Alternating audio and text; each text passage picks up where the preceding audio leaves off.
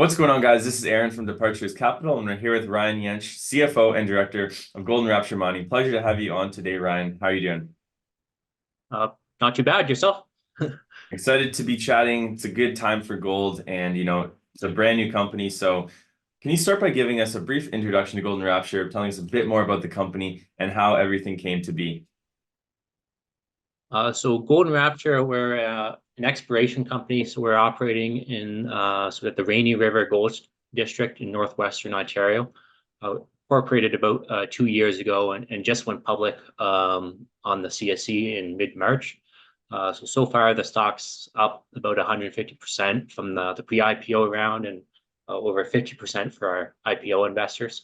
So it's doing good, and we have just under 23 million shares outstanding. And so far, since we've been listed, we just announced some sampling that we did prior, and we're at the property right now doing some follow-up sampling and some drilling as well. Lots of work to be done. We'll chat about that too. So, as a newly listed IPO in the gold sector, what sets Golden Rapture apart from its competitors? And how do you plan to capitalize on this differentiation to attract both retail and institutional investors? Okay, so what I think sort of sets us apart is on a management level, we got more skin in the game than most companies. If you check SEDI, our team has around 20-ish%. And if you sort of contrast that to most sort of public companies out there, we're sort of in the top percentile there. We're very shareholder friendly, obviously from sort of the valuations that we chose from all our raises. Our investors are all up, and so we wanted to choose a valuation where it was easy for an investor to make money. Also, we have a disciplined eye on the CFO for G&A spend. For our investors' money, we want to put the majority of it in the ground, sort of proving out the property. Definitely. So, with the recent high-grade gold results from your Phillip Township property, can you elaborate on how Golden Rapture Mining plans to leverage this success to attract investors and propel the company's growth in the gold sector?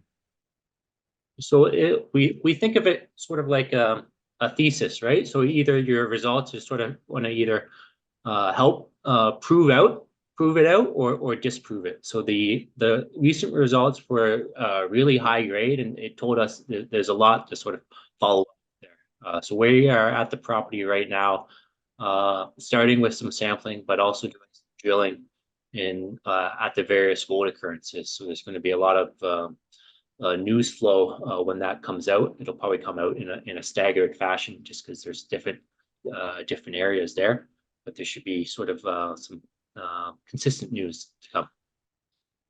Excited to cover it. So, the company recently commenced a follow-up surface sampling program. How do you anticipate these results will contribute to the company's overall exploration strategy?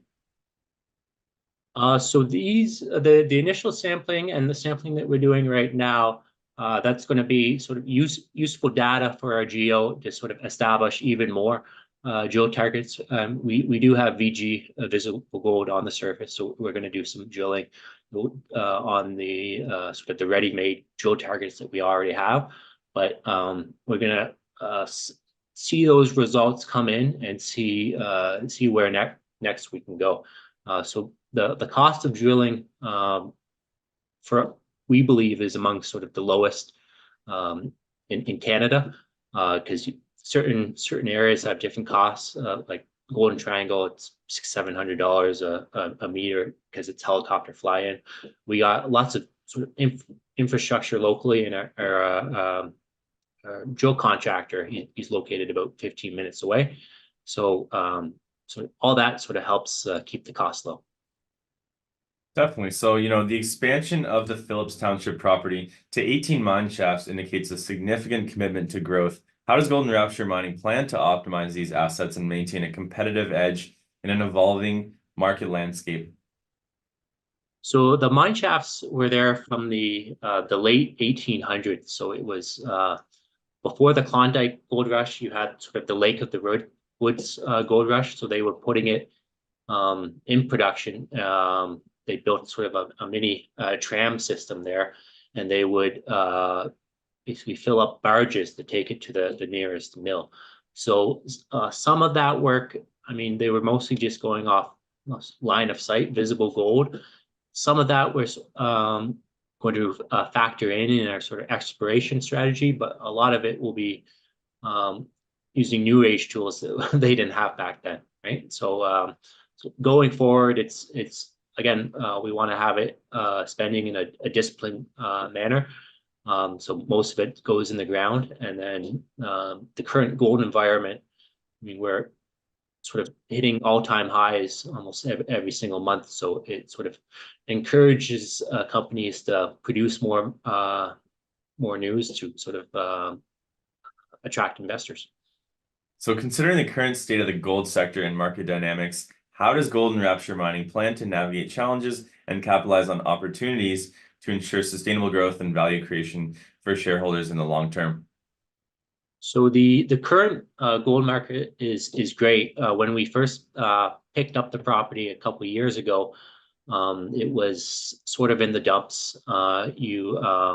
And that's how we were able to negotiate what we thought was an incredible deal. I don't think we could sort of duplicate that if gold prices were at sort of the current levels, right? So we feel that we sort of outdone ourselves there. Yeah, as far as the current gold prices, a lot of juniors have sort of lagged. You've seen sort of the increases in the spot price, but the juniors still have yet to go. But that's good for new investors from a valuation standpoint, right? Just because you can get the shares for cheaper. So Ryan, it's been a pleasure having you on, learning about the company. You know, I've been part of this since before it went public, so really excited to be talking about it now that it's active trading. And I look forward to more news, more results, and hopefully a successful year for you guys coming up. Thanks for having me here.